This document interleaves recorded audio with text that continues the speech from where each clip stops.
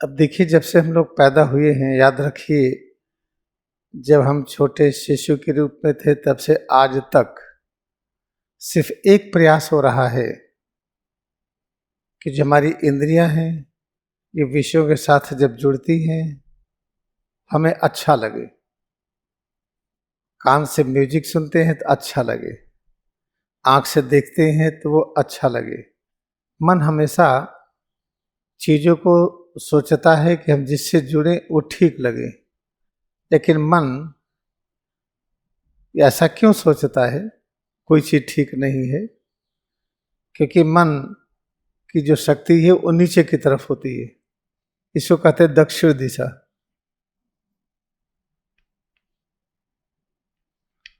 और ये बाहर की तरफ होती है जिसको पश्चिम कहते हैं। और मन यहां पर है। मन है इंद्रियों के साथ,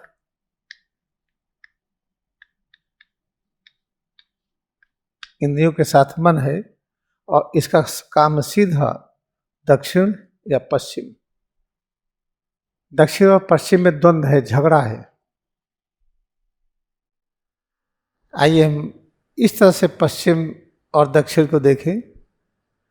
भारत में ही देखिए, जो दक्षिण है और उत्तर है, पूरब है पश्चिम है। आप पूरब में जाइए, भले ही गरीबी हो, आप देवरिया जाइए, बलिया जाइए, और पूरब में जाइए, बंगाल में जाइए, वहाँ गरीब से गरीब और धनी से धनी सब साथ रहते हैं। दक्षिण में जाइए, वहाँ सब लोग संपन्न मिलेंगे ज़्यादा, पश्चिम में धनी मिलेंगे। और पश्चिम वाले, दक्षिण वाले, उत्तर और पूरब वालों को क्रिटिसाइज करते रहते हैं, लेकिन पूरब वाले, उत्तर वाले सबको स्वीकार करते हैं। ये बाहर देखने में मिलता है। तो ऐसे अपने अंदर भी है। सिर और रीढ़ में, ये सिर और रीढ़ है, जो शक्ति, यहीं से मन को शक्ति मिलती है। जब मन नीचे वाली शक्ति की ओर होता है तो यह है दक्षिण दिशा, और बाहर की ओर यह है पश्चिम। सारी दिक्कत यह है। अच्छा, जब ऊपर की तरफ जाते हैं तो यह है उत्तर,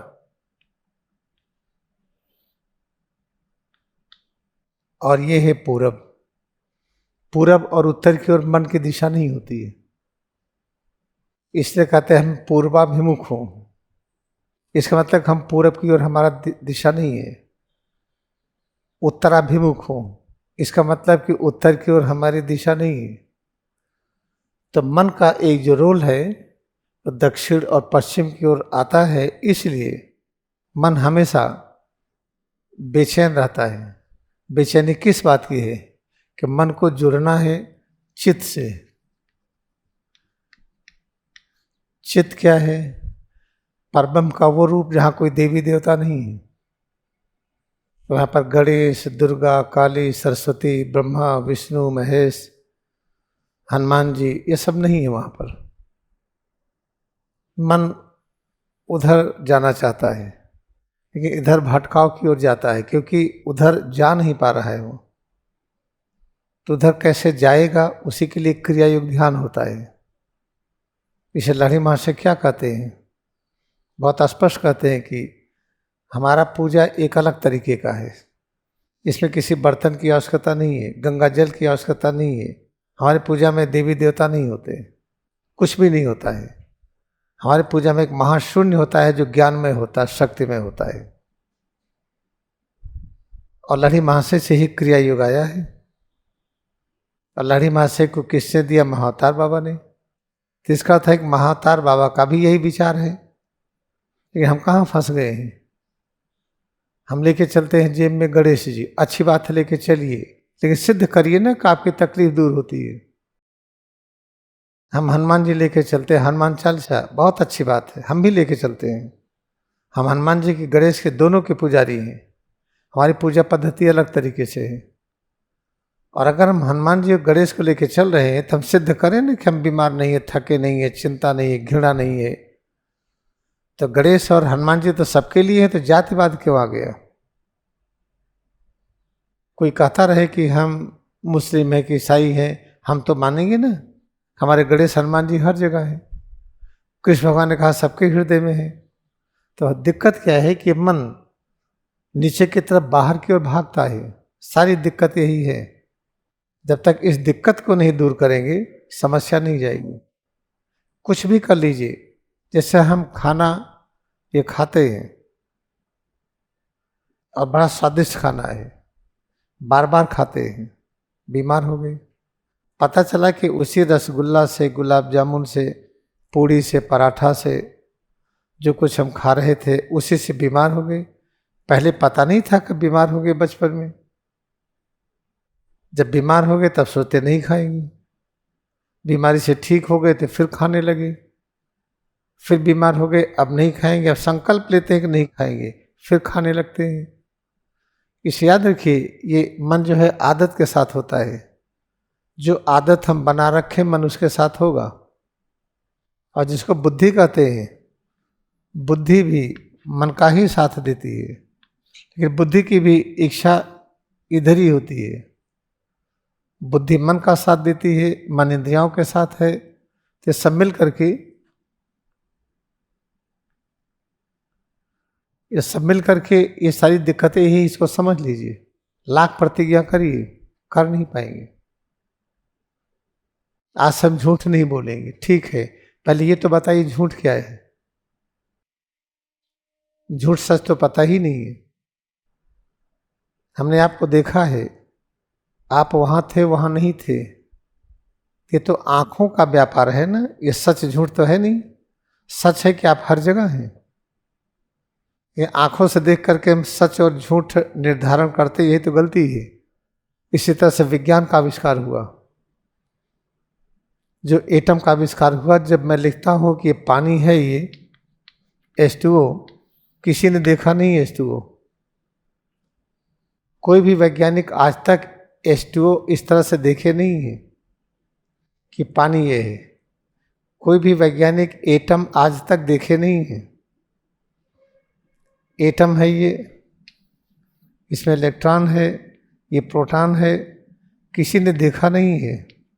फिर ये कैसे आविष्कार हुआ? हमने कुछ किया, हमको प्रकाश की जरूरत थी, कुछ किया, प्रकाश हो गया, बड़ी खुश हो गई जनता, हम तो प्रकाश दे दिया, अंधेरा था। प्रकाश कैसे दिए? हमने लिख डाला किताब, हमने ये किया, ये हुआ, तो हमारी बात मान ली गई।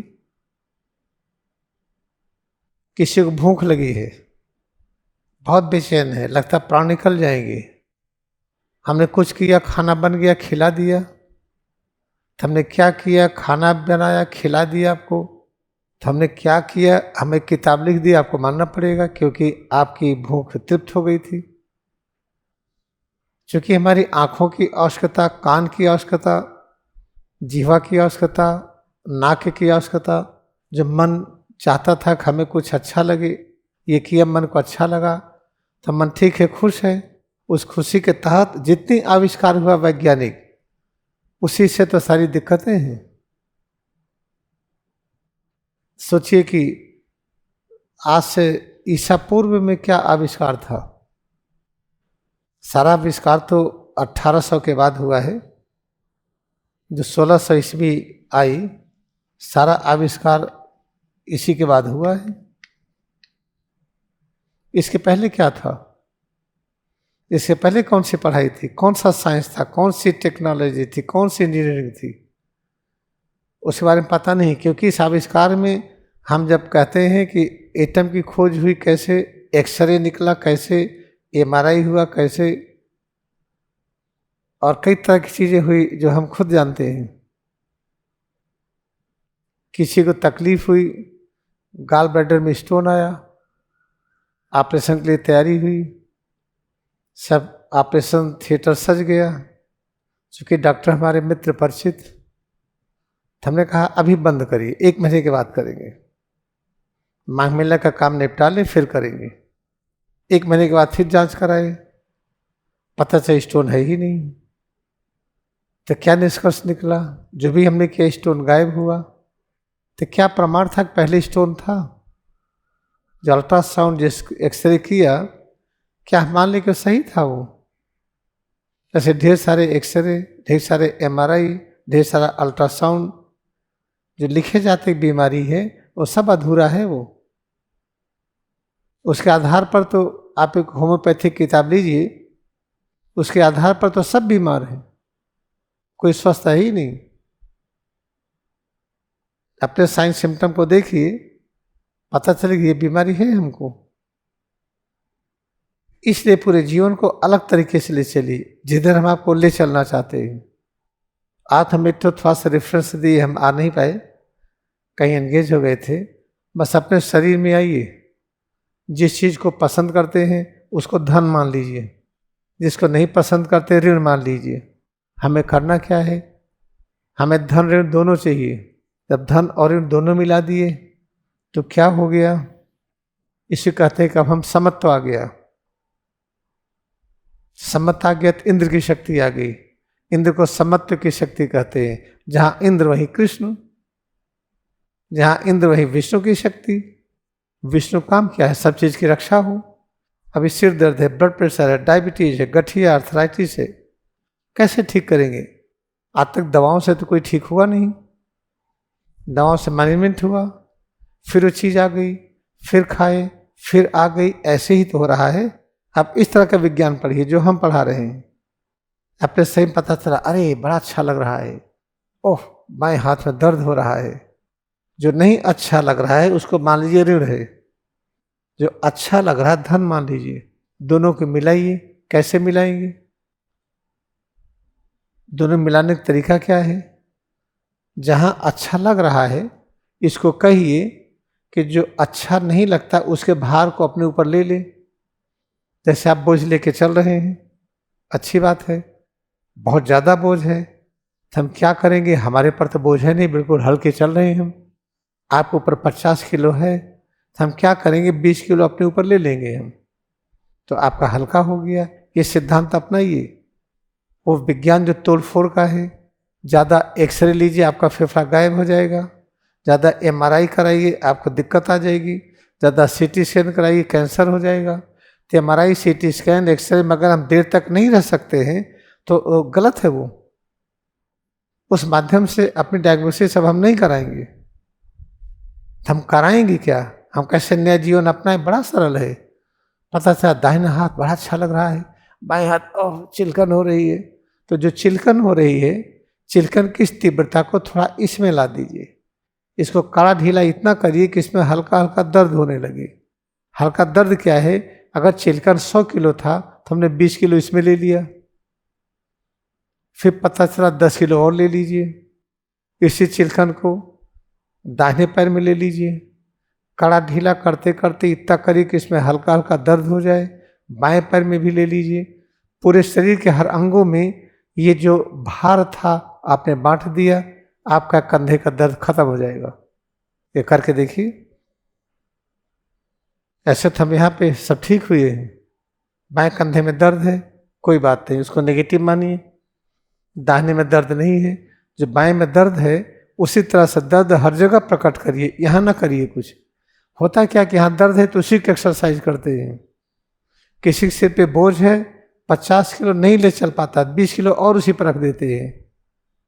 इसलिए क्रिया विज्ञान की आवश्यकता है। जिस दिन क्रिया विज्ञान घर घर में फैल गया, हर व्यक्ति धनी हो जाएगा, चिंता मुक्त हो जाएगा, बीमारी खत्म हो जाएगी, हर चीज दूर हो जाएगी।